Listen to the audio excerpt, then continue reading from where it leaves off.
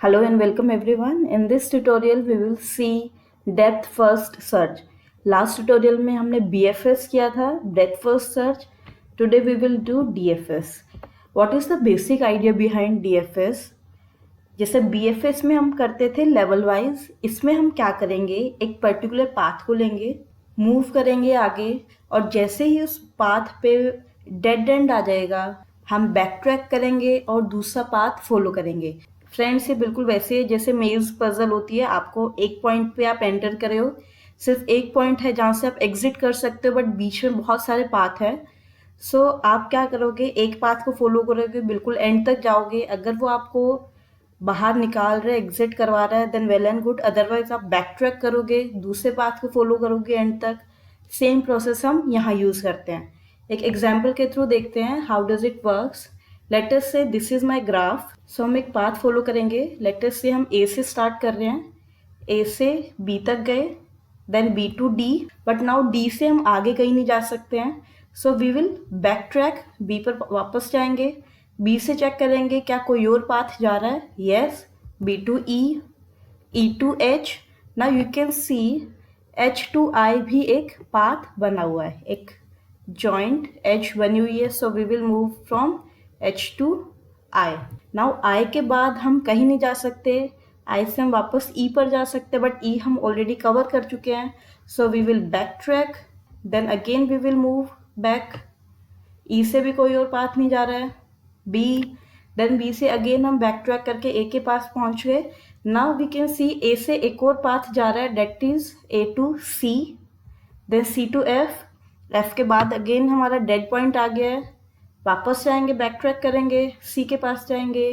And this is how DFS algorithm works. Loops avoid करने के लिए वी यूज विजिटेड एरे, जैसे हम BFS में यूज करते हैं. It is a Boolean array with two values 0 and 1. BFS में हम क्यू यूज करते हैं, DFS में हम स्टैक डेटा स्ट्रक्चर यूज करते हैं. एल्गोरिदम देखते हैं हाउ डज इट वर्क.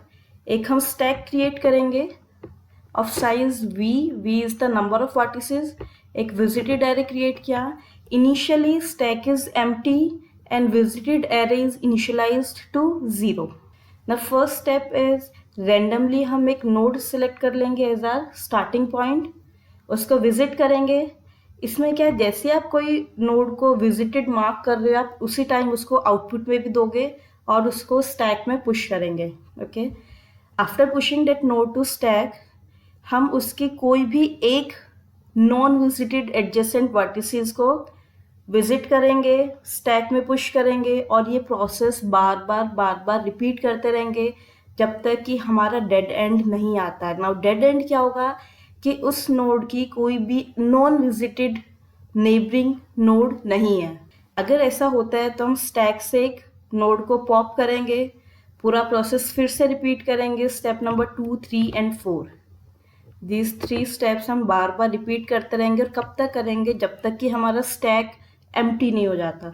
जैसे मेरा स्टैक बिल्कुल एम्प्टी हो जाएगा, डेट मीन्स उस पर कोई भी नोड या वर्टेक्स नहीं है, उस पॉइंट पे हमारी एल्गोरिदम स्टॉप करेगी. एग्जाम्पल के थ्रू देखते हैं हाउ डज इट वर्क्स. सबसे पहले है initialization step. First we will create a stack. Visualization purpose के लिए वर्टिकली क्रिएट किया हुआ है, बट इन एक्चुअल वो एरे की फॉर्म में होता है, हॉरिजॉन्टल. ओके, एम्प्टी स्टैक हमारा. एक विजिटेड एरे लेंगे with number of nodes. Now here you can see we have 9 nodes. So visited array में हम 9 वैल्यूज डालेंगे, उसको इनिशियलाइज कर देंगे 0 से. एक हमने आउटपुट एरे ले लिया है जहाँ पर हमें अपना आउटपुट मिलेगा. Now our first step is select any node as starting point. I am selecting A as my starting point. Visit it. Visit करने का मतलब है उसको मार्क एट विजिटेड नोड. इसके लिए हम ग्रीन कलर यूज कर रहे हैं विजिट करने के लिए. ए को हमने मार्क कर दिया विजिट. ये सिर्फ विजुअलाइजेशन के लिए हम ग्राफ में मार्क कर रहे हैं. इन एक्चुअल जब आप प्रोग्राम बनाओगे तो आप विजिटेड एरे में मार्क करोगे.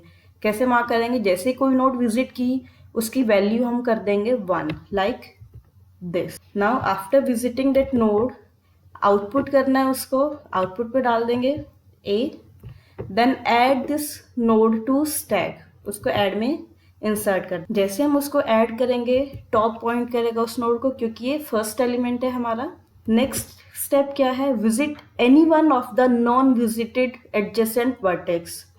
अब इस ए नोड का कोई भी नॉन विजिटेड वर्टेक्स हमें लेना है, neighbouring vertex. Now we can see there are 2 neighbours of A.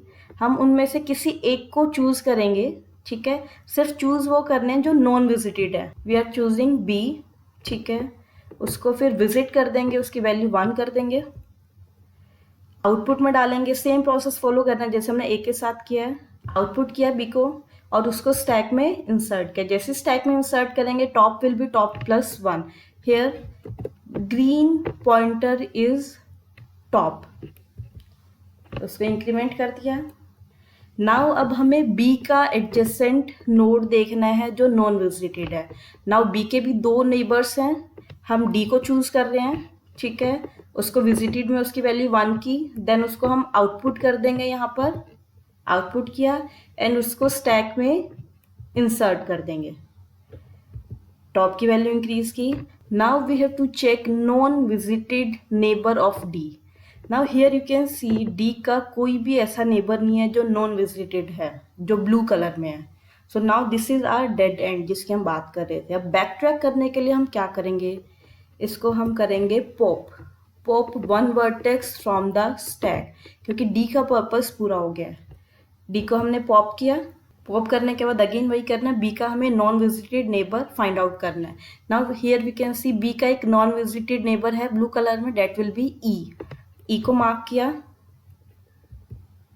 Okay, उसको फिर हम मार्क करने के बाद करेंगे आउटपुट, देन हम उसको स्टैक में ऐड करेंगे। सिर्फ आपको ये प्रोसेस फॉलो करना है। स्टैक में ऐड करने के बाद हम ई जो हमारा टॉप ऑफ द स्टैक है उसका नॉन विजिटेड नेबर चेक करेंगे। Now we have 2 neighbours H and I, आप कोई भी चूज कर सकते हो, it's up to you.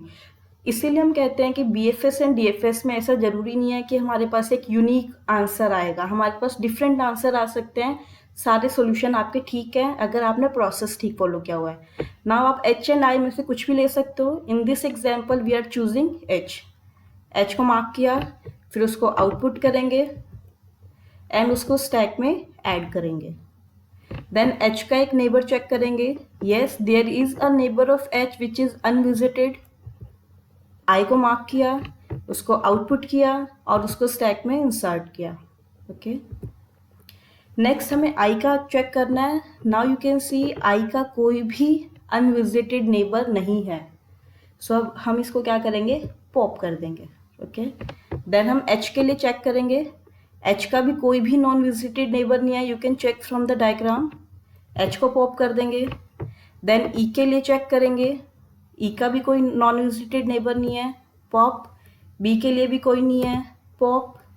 Now for A we can see A के लिए हमारे पास एक नॉन विजिटेड नेबर है, डेट इज सी। तो सी को हम मार्क करेंगे, आउटपुट करेंगे, प्रोसेस वही रहेगा, mark, output and push to stack. Now C के लिए चेक करेंगे अनविजिटेड नेबर, एफ को चूज किया हमने, उसको आउटपुट किया और स्टैक में इंसर्ट किया। Now for F we can see कोई भी अनविजिटेड नेबर नहीं है, सो एफ हमारा डेड एंड है, हम एफ को पॉप करेंगे।